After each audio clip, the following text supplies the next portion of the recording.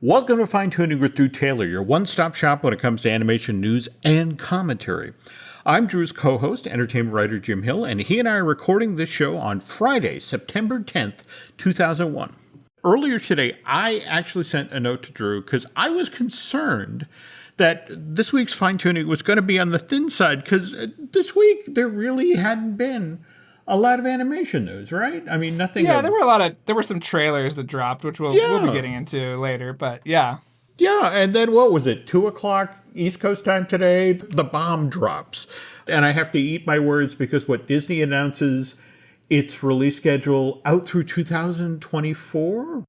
Well, yeah, a lot of those are, untitled Disney event film 1 through 8 that we don't even know what it is yet. Yeah. But it was very interesting to see. And now, it's the farthest one out that's slotted. Is that where they've moved the live action Little Mermaid to Memorial Day 2023? Or yeah, that's the furthest one out with a title and okay, we know what it is. All right. Well, like I said, had to eat my words because I didn't feel like there was any news. And speaking of which, you did see the bit about Bob's Burgers movie, right? They had a shareable on the official account. I mean, this is official, Jim. I'm gonna have to. I gotta start seasoning my shoes because that movie is actually happening. Yeah, that's okay. And again, makes me happy that it is in fact going to show up in theaters. But on last week's show, we were talking about Paramount's decision to move Top Gun Maverick and Mission Impossible 7 out to 2022 and how this potentially would impact No Time to Die, Spider-Man No Way Home, Encanto, and West Side Story, and whether or not those films would still be released in 2021. And then this past weekend, Shang-Chi and The Legend of the Ten Rings comes out, does huge business over the long Labor Day weekend, 94 million domestic? And suddenly the dominoes start falling in the opposite direction. I mean, was the weekend even over when Columbia announced that they were moving up the release date of Venom Let There Be Carnage? I think it was Monday. Yeah, the holiday weekend hadn't even finished before they did that. Yeah. So that's moving up from October 15th to October 1st. And then we got all this news coming out of the Mouse House. And speaking of news, the news portion of today's show is brought to you by Storybook Destinations, trusted travel partner of the Jim Hill Media Podcast Network. For a worry-free travel experience, please book online at StorybookDestinations.com. Back to the news coming out of Disney today. So Disney announces that the remaining films on the 2021 slate are all going to be released theatrically, right? So this is... Yes, you're missing one movie, though. Which one what have I got? You're missing Nightmare Alley on December 17th, which was initially supposed to be a limited release, but is now going wide, which is interesting because that's the same day that Spider-Man is coming out, but I guess two very different audiences for that. Wow. Okay, so just to review, we have The Last Duel arriving in theaters October 15th, Ron's Gone Wrong, October 22nd. Then we have Marvel's The Eternals on November 5th. Encanto on November 24th. West Side Story, the Spielberg redo on December 10th. And then finally, Nightmare Alley on the 17th. And then The King's Man on December 22nd. Do we know if Nightmare Alley is going to do the 45-day theater exclusive? Yeah, it should be. I think it's a Searchlight movie, technically, so I don't think it is bound by the same rules that the 20th century proper movies are, but I think it should. Although that one might be extended because of Oscar. I think they're going to make a big Oscar play for that one. Got it. It's Guillermo del Toro's first feature since winning every Oscar imaginable for Shape of Water. There we go. So yes, okay, that's the one you want to get behind. Now, yes. all of these films, save one, have 45-day exclusive runs theatrically before they move to digital platforms. Well, did you see that the phrasing was that at least 45 days? So if The Eternals is making more money than they can count, they will just keep it in theaters for longer. Okay. Yeah. Do you remember this past weekend, which website was, it was an exhibitor website that yeah. God, that was so stupid. It was an exhibitor-based website that basically backhandedly commented on, to the effect of, Shang-Chi is now the 5th lowest grossing debut of a Marvel film. And you came back with a really great observation that the other 4 films on the list, and it was like the original Thor Yep. And Ant-Man, I think, and Captain America or something. And it was like, oh boy, would hate to follow in their shoes. every other film on the list already had multiple sequels that were franchises, And none of them opened in a pandemic. So Yeah. And again, it was fascinating to me that it was an exhibitor-related organization that made that comment, because at least 45 days, right. That to me says that this is a Disney that's trying to make nice to exhibitors, trying to sort of mend fences, because they were legitimately ticked off about this day and date thing that was going on. Yeah, and I think it's kind of, maybe they found that kind of sweet spot, because I think that obviously the digital component is still very important to Disney. But if you can have that theatrical experience and you can make that money, there's not going to be a $1 billion grossing movie this year, obviously, no matter how you cut it. But giving people the opportunity to see it that way and then also make that money quickly on the back end in a way that people that weren't able to see it, or, it was great that Quiet Place 2 was on Paramount Plus 45 days after. And it made a ton of money in the theater. So I think they're following that format going forward. It's really interesting. No, except absolutely. for one movie, right?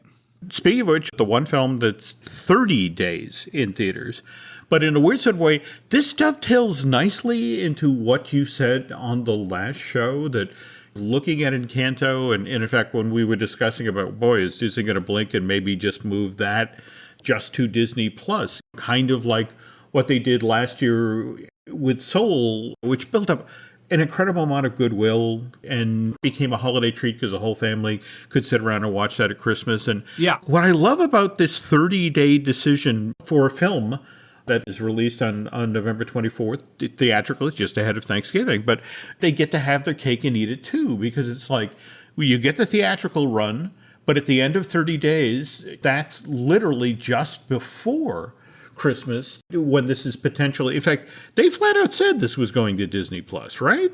Only playing in theaters for 30 days before then moving to Disney Plus. Yeah, they said digital. I think it's just going to be a free Disney Plus thing, much in the same way that Cruella was on Disney Plus before the physical release. So I think, yes, this is going to Disney Plus for Christmas. It'll be right before Christmas. Everyone can watch it. Last minute shoppers can get there. There we go. Encanto merch. God knows where they're going to get it, because there's not a single store open in the country, but, at Target or whatever.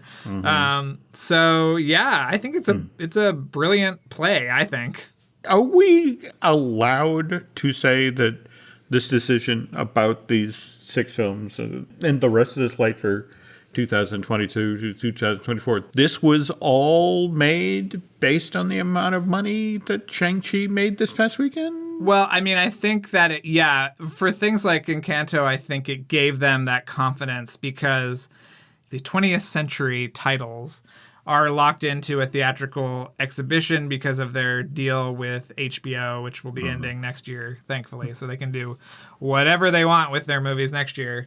So those movies like The Last Duel and some of those other ones were locked into those agreements, but they could have done anything with Encanto. They could have done anything with Eternals, and they were publicly milling over the idea of Eternals going premiere access initially. But I think Shang-Chi really just gave them that shot in the arm, and it clearly gave everybody a shot in the arm, as you said, with Venom. And we haven't heard, obviously Bond is still coming out, and it's just very interesting that there's not a lot of buzz on any of these movies, really. I feel like it's just a harder thing to get people excited.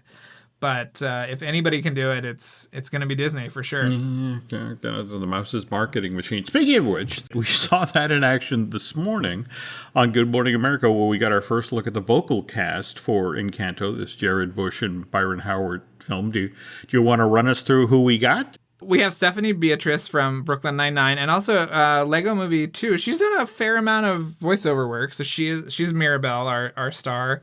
Okay. Mirabelle's older sister, Isabel, the one whose power involves conjuring flowers, is Diane Guerrero from Orange is the New Black and Doom Patrol. Amira's other sister, Louisa, who has the super strength, we saw her lifting a bench in the first trailer, is Jessica Darrow. And Mirabel's parents, Julieta and Augustine, are voiced by Angie Capeda and Wilmer Valderrama. And Mirabel's abuela, aka grandmother, is Maria Cecilia Botero. And her aunt and uncle, Peppa and Felix, are voiced by Narcos actress Carolina Gaitlan and singer Mauro Castillo. And her cousin is voiced by singer-actress Odessa. So I think we're going to expect to have her she'll be doing the pop version of one of these songs, I'm sure, on the soundtrack. And Mirabel's male cousin, Camillo, who is a shapeshifter, is voiced by Renzi Feliz from Runaways, the Marvel show. Supposedly, as part of the Good Morning America thing today, that Byron Howard, co-director, said, I think this is the first time we've really tried to handle a large extended family. We have about a dozen principal characters who are very, very important to the story, and it was enormously challenging, but the whole team was really committed to that idea from the beginning. And Drew, do you recall a film called Meet the Robinsons? Yes, I'm still in therapy, Jim. Okay, all right. Okay. I was busy counting the key family members for Encanto. They have 11. Meet the Robinsons has 13. 14 if you count Lewis, who is the younger version of Cornelius. But, I mean, Cornelius Robinson, his wife Freddie, their son Wilbur, Grandpa Bud, wife Lucille. I think you and I both know Disney doesn't like to talk about Meet the Robinsons these days. In fact, I think the only time you see any of the characters in the park anymore is when Disney is a villain event, and then they'll trot out Bowler Hat Guy. One of the real weaknesses of Meet the Robinsons was smack dab in the middle of the movie. This is when you're introduced to all of these crazy characters to make up the Robinson family. And it's hard to keep track of who's who. But me personally, because Meet the Robinson ends so strong and has such a great ending, I'm really willing to give this Steven Anderson film a pass. You know, I think the good parts outweigh the bad. So what's kind of intriguing about Encanto is what they've decided to do in order to make this as easy as possible for you to deal with these 11 principal characters is everybody gets introduced up front. The film literally drops you into this enchanted realm, and you meet all of these family members who are so vivid, and then you meet Mirabel, who's the one child who doesn't have magical abilities, and they tell a story that really does kind of work well for a large family. It's like the two themes that they're trying to explore here is how well do we know our own families, and where do we fit in our own families? And also, they're going to have a lot of great Lin-Manuel Miranda songs to help hammer home the idea and help us sort out the oversized cast. Drew, do you watch Good Morning America at all out in California? Or I don't. Well, it's so weird because it's New York time. So, no, I don't. I mean, I cut the cord last week, Jim, so now I'm really off the grid on live Are you really? television. Yeah. Wow. Okay. Listen, Jim, it's a magic key or access to TNT. One of the two. So I had to choose. Yeah. I feel your pain. You missed some interesting television, especially this past Tuesday, because in the 8:30 to 9 a.m. segment of Good Morning America, it was literally on Tuesday morning, this 30-minute long commercial for Disney and ABC. They do that 3-minute news segment at the top of, the hour. And then it was like, first they had Whoopi Goldberg on to promote the launch of the 25th season of The View, which was beginning 11 a.m. that same day. They paid tribute to these hardworking healthcare workers by giving one family all expense paid trip to Walt Disney World. Now, mind you, the chyron at the bottom of the screen is like, Disney's the parent company of ABC. Don't give us crap about this. But then they gave huge pile of scrubs with Disney characters on them to all the staffers who worked at the hospital. They also rolled up this truck that had a giant plexiglass side so you could see it was filled with Disney toys that were then supposed to be given out to all the kids on the ward. They then go to a segment with ABC correspondent Kanya Wentworth, who had taken her two sons, Conway and Wilder, to Halloween time at the Disneyland Resort. And again, you got another one of those parent company messages rolling in the chyron at the bottom. And then the final segment was an interview with Haley Mills, who was there to promote her new book, Forever Young, a memoir, which, again, not coincidentally, was hitting store shelves on Tuesday. And that was a lot of Disney-related hype to be crammed into a single half-hour segment. The only surprise was that the Haley Mills memoir wasn't published by Disney Editions or Hyperion Press, but rather an outfit called Grand Central Publishing, which is owned by Hachette, which to my knowledge isn't owned by Disney, not yet anyway. Yeah, as of September 10th at 6:08 p.m. Pacific time, it is not owned by Disney. I mean, look, I know these morning shows, Good Morning America, the Today Show, and the CBS new thing. Did you see that just this week they changed CBS This Morning to CBS Mornings, which weird bit of rebranding there. But I get that they're not really news shows. They're more entertainment shows. But that was an awful lot of mouse-related stuff crammed into a single 30-minute segment. And I would bet you good money, though, that the Encanto cast reveal was done in that 8:30 to 9 o'clock segment as well. So speaking of television, did you get to see the latest? Here's my favorite recurring segment of the show. Jim ruins Lower Decks for Drew, who hasn't got a chance to watch them. All right. Okay, go ahead, Jim. I won't spoil the actual story of the 5th episode of season 2. I will tell you, however, its title is An Embarrassment of Duplers and features an absolutely killer appearance by Richard Kind. You have to watch this just for the Duplers. The gimmick is that if you accidentally embarrass a Dupler, being mortified forces them to basically clone themselves. And so it's kind of the Troubles with Tribbles scenario. And it's just really, really funny. And there's also some wonderful tributes to the original Star Trek series in this thing. So definitely check it out. But I've got a story that Richard Kind shared with me when he and his wife, Dana Stanley, took their son Max to an early screening of Inside Out. And Max had invited some of his friends to school, and you know, Richard's son is now a preteen, so he wanted to be cool, and he wanted to sit away from his parents and be with his friends, and that wasn't necessarily cool for Richard, so they worked out a compromise that he and Dana would sit behind the row full of preteen boys as they watched this Pixar movie. So the movie gets to the part where Bing Bong sacrifices himself so that Joy can escape the memory dump and get those core memories back to Riley. And you got to remember, this is the first time that Max has seen this movie. And more to the point, this is the first time he's seen his dad effectively die in a film. So Richard is sitting there watching Inside Out when he feels something on his leg, and it's basically his son reaching backwards through the theater seat after what's going on screen, just making sure that dad is still there. And Kind quietly squeezes his son's hand, you know, because he doesn't want to embarrass Max in front of his friends from school. But he just said he teared up because it was just, and not because of what was going on screen, but how his son was reacting to what was going on in the movie. Speaking of Pixar, though, the new Spark short dropped today, 20-something. Did you get to see that? Not yet, and I feel very embarrassed because I've had these shorts for no, 6 weeks or something, but I haven't watched them yet. But I will watch both this week's and next week's, yeah. The first one, 20-something, dropped today on Disney+. This one's written by Afton Corbin, who is a previously story artist in Seoul. It's the story of Gia, who is based on Afton herself as she tries to maneuver the confusing and difficult world of being in one's 20s. And the one next week that debuts on September 17th, Nona, comes from Pixar story artist Luis Gonzalez, who worked on Brave and Incredibles 2.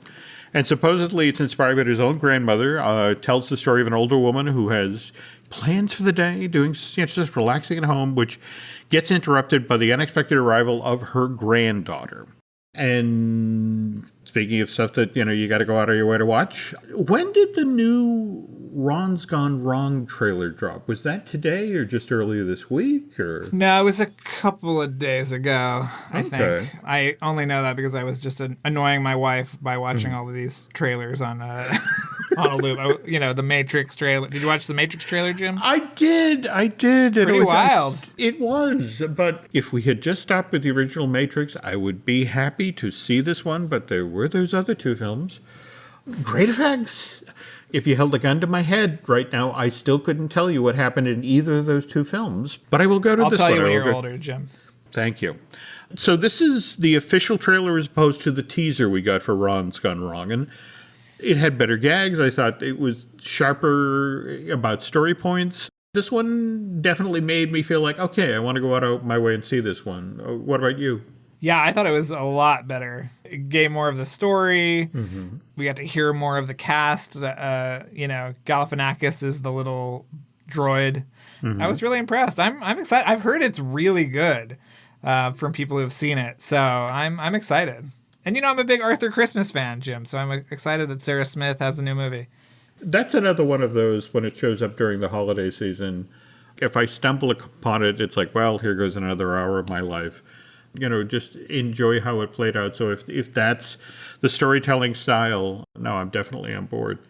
You also pointed out that there's a trailer out there now for the Lego Star Wars Terrifying Tale, which is a sequel of sorts to last year's Lego Star Wars Holiday Special, right? That was November of last year. It looks fun as hell. I don't know. It looks really good. I'm sorry, but Dana Snyder as some relative of Jabba the Hutt, I'm there. Yeah. I particularly love that moment in the trailer. It's like, was that lightning inside of the house? Some great lines. Oh, speaking of Dana, on the very same day that Lego Star Wars Terrifying Tale debuts on Disney+, that's the day that Ghost and Molly McGee debuts on the Disney Channel. And honestly, there is no such thing. Yes, that's the day I call you for your cable login, Jim, to be able to watch. I will happily share. Again, no such thing as too much Dana Snyder. On the other hand, I had not seen or heard anything about A Tale Dark and Grim. New series debuting on Netflix on October 8th, supposedly based on the best-selling series of books by Adam Gidwitz. Looked like a lot of fun. It certainly looks like an appropriate show to drop just before Halloween. But 10 half-hour-long episodes, is that correct? Yeah, it looks fun. It looks really slick and kind of spooky and good. Yeah, the Netflix I forget what they all have different branding for their Halloween thing. I think that Disney's is Hallow Stream, and I think Netflix is Netflix and Chill. Like chill, chill your bones. But yeah, I thought it looks great. They have a robust Halloween program, Jim, which I always love to see. Now, speaking of which, though, something that is not Halloween themed, to my knowledge, the Aquaman King of Atlantis, the animated trilogy that debuts on HBO Max on October 14th. But oh my God, that looks fun as hell. Yeah. Is Aquaman ever going to get any respect? Anytime he appears on Adult Swim, on a Robot Chicken, they trash this character. And this picks up from the day he becomes King of Atlantis. Yeah. That's coming from James Wan. And we have Victor Courtwright, the gentleman behind Thundercats Roar, is showrunning. And he is executive producing alongside of Marley Halpern Grazer. So very, very, very much looking forward to this one. Yeah, it looks great.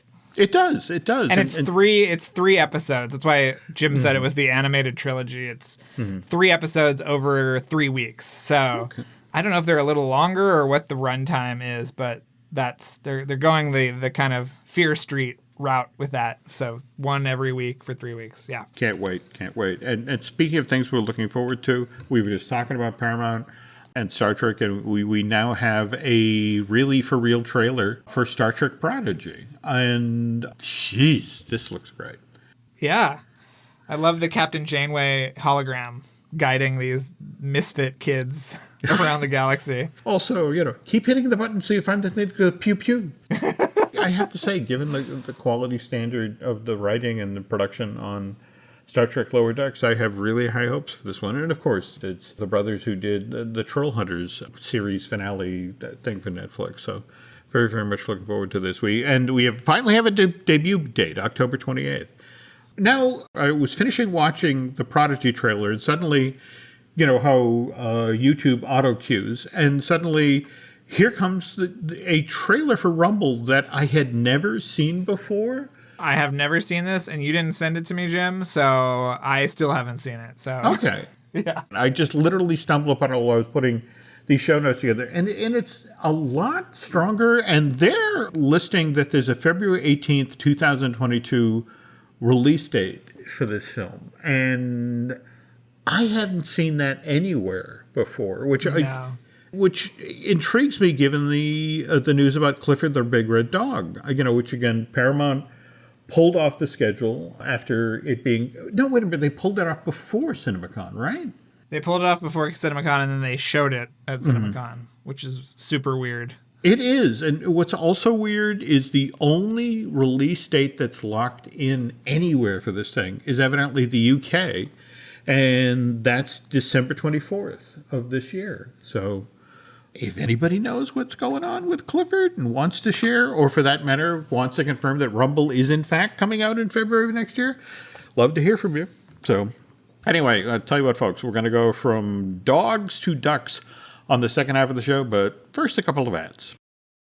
The family that vacations together stays together. At least, that was the plan. Except now, the dastardly desk clerk is saying he can't confirm your connecting rooms. Wait, what? That's right, ma'am. You have rooms 201 and 709. No, we cannot be 5 floors away from our kids. The doors have double locks. They'll be fine. When you want connecting rooms confirmed before you arrive, it matters where you stay. Welcome to Hilton. I see your connecting rooms are already confirmed. Hilton, for the stay. Every story you love, every invention that moves you, every idea you wished was yours, all began as nothing. Just a blank page with a blinking cursor, asking a simple question. What do you see? Great ideas start on Mac. Find out more on apple.com/Mac. All right, listen up, nacho chips. Quiet down, crispy potatoes. This is the moment Velveeta's been preparing you for, and you're not about to crack under pressure. Today's the day to go all in on the drip. Velveeta's Heat and Eat Queso is the MVP of any game day spread, so stick by them, and you'll be golden. Now get out there and make delicious history. No tailgate party is complete without Velveeta.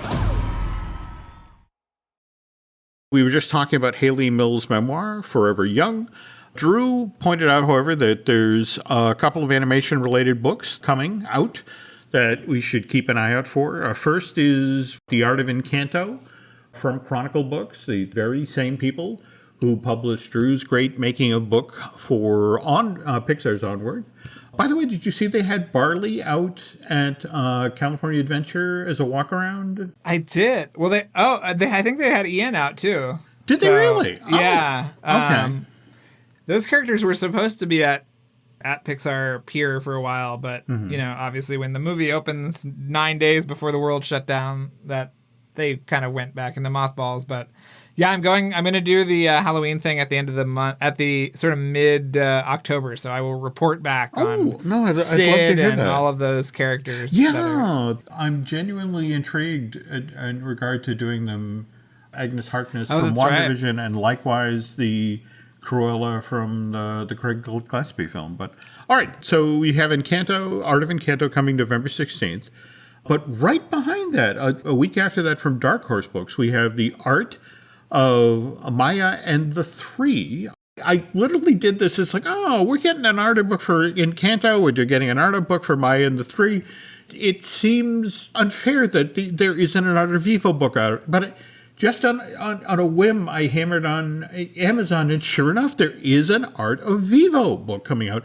But it's this month, September 28th. Yeah, it was supposed to be at the end of August, I think, because I was talking to the publisher for a little bit. But so yeah, if they send that, when they send that, we will talk about it on the show, I'm sure. But cool. Yeah, it just got bumped a little bit. Well, again, I'm just so glad they hear that, given how great that film was looking. And by the way, another book that Disney animation fans are sure to want. There is Walt Disney's Donald Duck, and this is the 25th volume of the complete Carl Barks Disney library. Is this the Fantagraphics? There we go. Yeah. Yes, it's from the folks at Fantagraphics. November 16th, 208 pages, price point $29.99. I want that Scrooge McDuck book, Jim, but it's like $250 or whatever. Did you see that? Yeah. The biography of Scrooge McDuck. So isn't that the one that comes in the special slipcase with Yes. yeah. I want that too. Can you talk about, you just reached out to the movie club, or? Oh, yes. I wanted to tell everybody. Yeah, the Disney Movie Club, which is the subscription kind of based Disney club that's been around for a long time. I'm amazed that it's still with us, Jim, whoever. But you and I like it because we can get old, weird stuff on Blu-ray. There we go. That's what we live for, folks. I'm old and weird, and I like old, weird stuff. So. Yes. So, as I was putting in my order for Something Wicked This Way Comes and Flight of the Navigator on Blu-ray, they said if you are a concierge level member of the movie club, you actually have access to buying Blu-rays of Make Mine Music and Melody Time, which have never been out on Blu-ray. So if you are at that level, or you think you're at that level, I just wanted to tell people, because to have these two Disney package films, which I think have a lot of great stuff in both of them. Yeah. So it's certainly old and weird, but I think it's worth sort of looking at or purchasing. Yeah. Concierge level. This has not been advertised anywhere. I haven't seen this anywhere online. So consider this a fine-tuning exclusive. So there you go. So check it out. Give them a call. Yeah. And while we're suggesting that people spend money, just today, news broke about when finally tickets for next year's D23 Expo will go on sale. And so what are those, January 20th? 20th, yeah. Yeah. For a lot of people, this has been kind of concerning, because typically the tickets go on sale a full year in advance. And the fact that 4 months delayed from typically when they'd go on sale.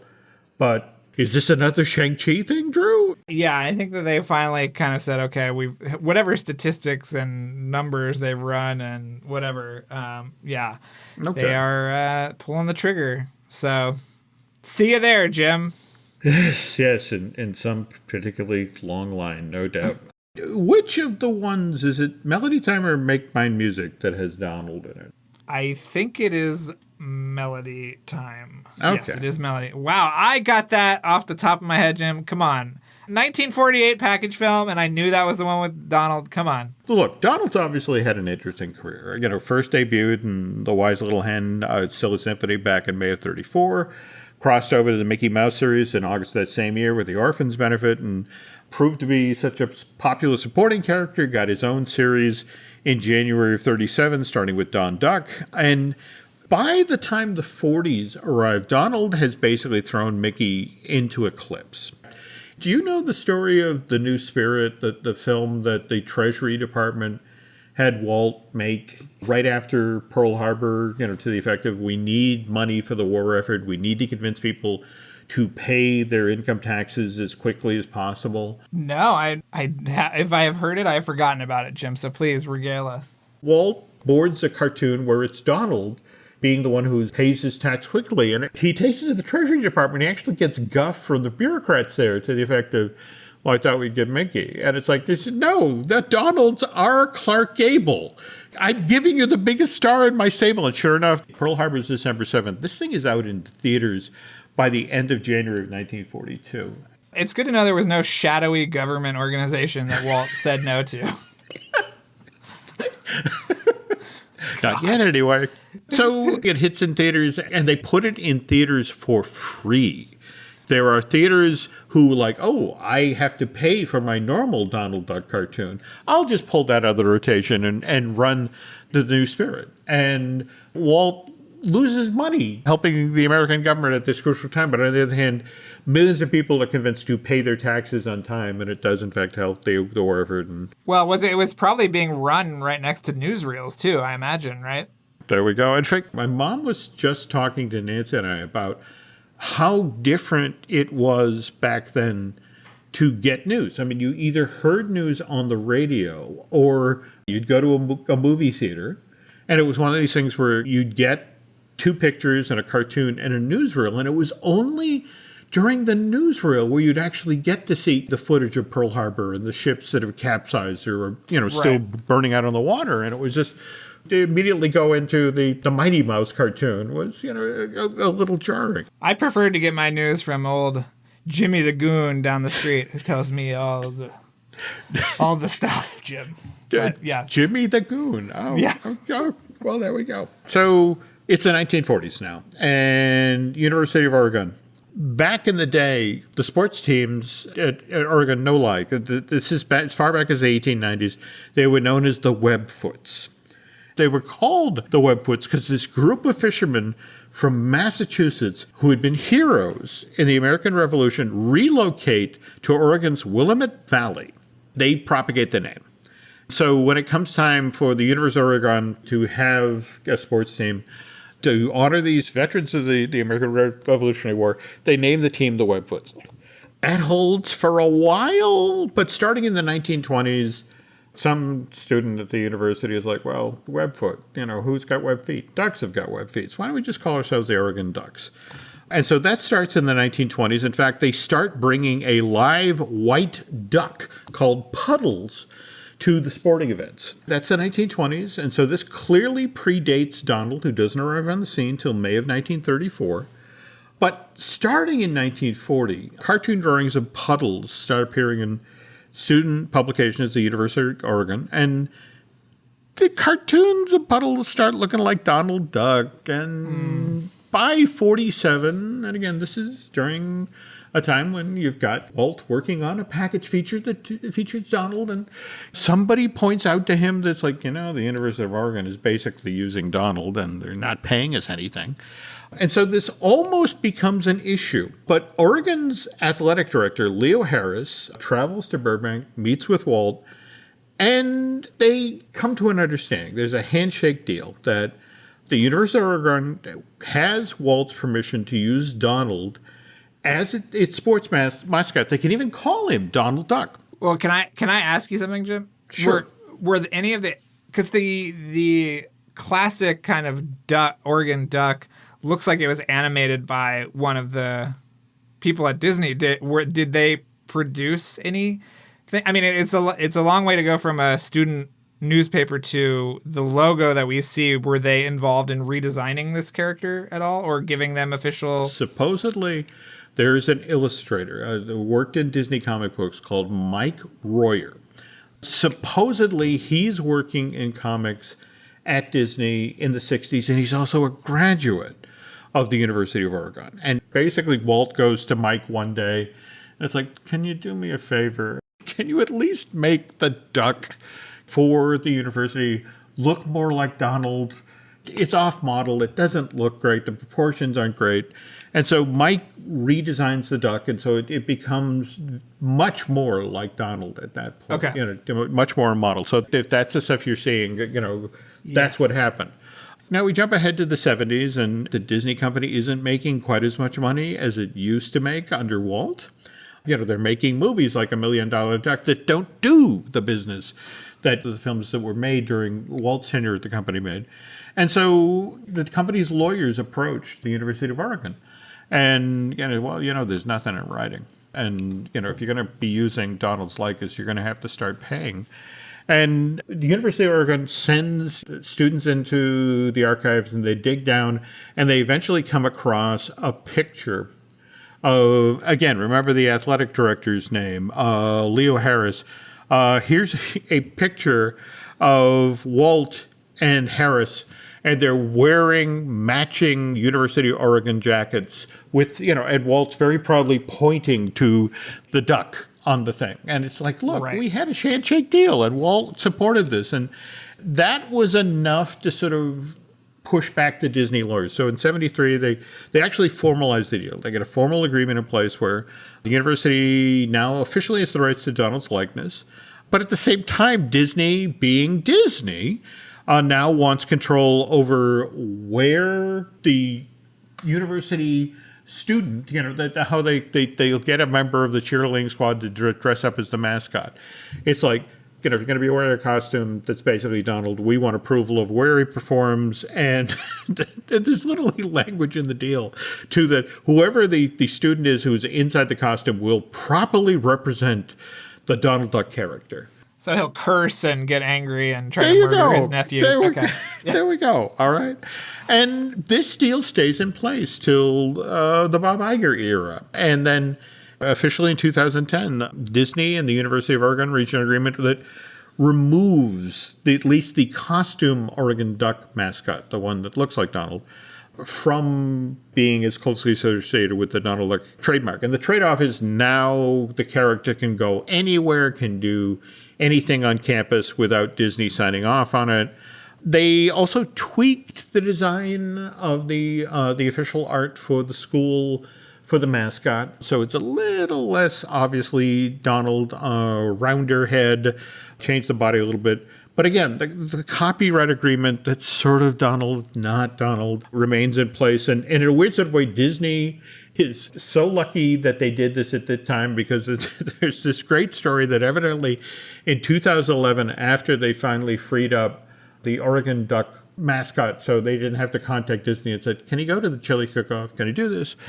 Evidently, there was a football game where another mascot stole the University of Oregon Ducks routine, where I guess he would do push-ups on the sideline.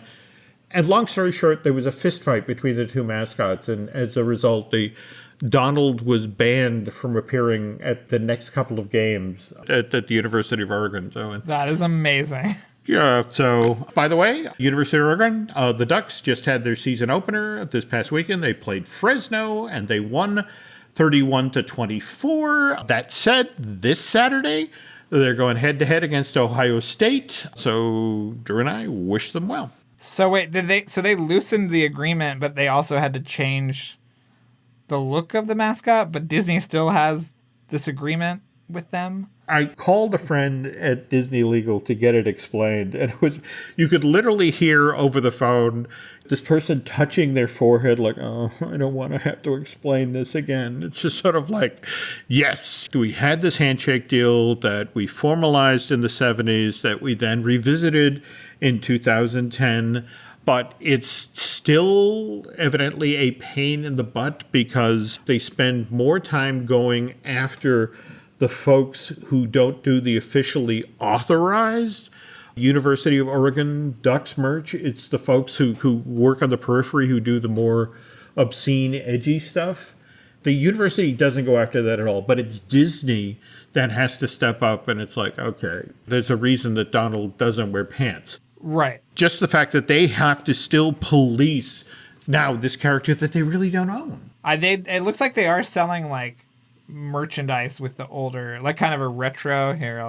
No, absolutely. And it's one of the reasons that the University of Oregon was so determined to like, look, we make a lot of money off of the sales of merch, and it's not just students that go to the university. They're Donald Duck fans the world around, and they love this stuff. And so they make a very healthy sales every year off of this. So is there a way we can keep this going? And so that's kind of where we are now. That it's also one of these things where it's like they don't want to be we forced the University of Oregon to change their mascot and shut down this revenue stream, which is used for a university. And it's just sort of like, ugh. From Disney's side of the fence, it would have been so much easier if Walt in 47 had said, no, you can't use him. But Walt, was kind of flattered that they had borrowed his character. And that's why we are where we are today. Wow. I think I brought this up to you a few months ago. You did. Yes. So here's my next question, Jim. I'm gonna put this out there for you to think about and tell me if I'm wrong. Mm-hmm. I want to know why the Mickey Mouse Revue Mickey, which is the sort of, he's in a tuxedo, his arms are out like this, how that became the logo for Disney Home Video. Do you know the story? I do. And in fact, the weird part, I will tell you, it ties in a very bizarre way. Do you remember those stories about the Black Cauldron? They were going to do the hologram? Yes, of course. Okay. This ties in a very bizarre way Okay. to Well, that I'm glad story. that I'm not crazy in the sense that I No. noticed the silhouette, it's the same model, You and I know our Mickeys and the different iterations of Mickeys. But when you visited Imagineering, did you ever get into the maquettes room? The Blaine Gibson room with the faces. There we go. Yeah. Okay. All right. So they're literally testing this technology for the hologram. And they're like, I'll go down to the model room and grab something. And we'll put it on the platform and spin it around and put it in front of the holograph, producer and see what happens. And so the kid they sent out of the room grabs the maquette that had been made for the Mickey Mouse review. And it's just like, here, put it on the table. They spin it around. And that was the proof of concept for, that, oh my God, look how great this looks. Wow. They're setting up the video division, and it's like, we need a strong graphic, a strong image. And it's like, hey, do you remember when we did that test? And all they did is they went back and optically printed it differently. In fact, isn't it like red on white, or I forget? No, I think it's actually on. I think it's on black. Okay. The back, but that also could have been a optical process. There we go. From what they were doing. But anyway, I want every detail, Jim. So all right, I'm putting this out in the ether. We will follow up on this. All right, I'll make some calls. Okay. So till I get around to telling that story, there's lots of good stuff to listen to online, particularly over at Light the Fuse.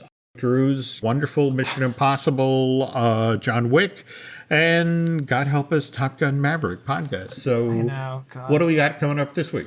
We're continuing our Making of Rogue Nation series, Jim, which you'll appreciate. We just kind of are breaking it down sort of by the different phases of production and post-production. So I think we have 3 more weeks, or by the time this runs, it'll be 2 more weeks of that. And we're just trying to line up interviews and get more people to chat with. And, it keeps on going, Jim. When I heard the news that everything was being pushed back, it's like, oh my Lord, we have to come up with more stuff. Because we thought, that Top Gun 2 would be coming out relatively soon, and we would not have to scramble for guests, but that is not the case. Okay, and speaking of checking out, we have some other podcasts here. We got Disney Dish with Len Testa. We got Marvelous Disney I do with Aaron Adams. I need to get a new Universal joint going with Dustin Fuse. But anyway, again, seriously, folks, if you're not following Drew on social media, you're missing out on some really funny, very insightful stuff. So please tell people how they can find you. I am Drew Tailored, like a tailored shirt, on Twitter and Instagram. And as for me, you can find our stuff on Twitter and Instagram as Jim Hill Media, and over on Facebook it's Jim Hill Media News. And that's going to do it for now. So thanks for listening, folks, and we will be back soon.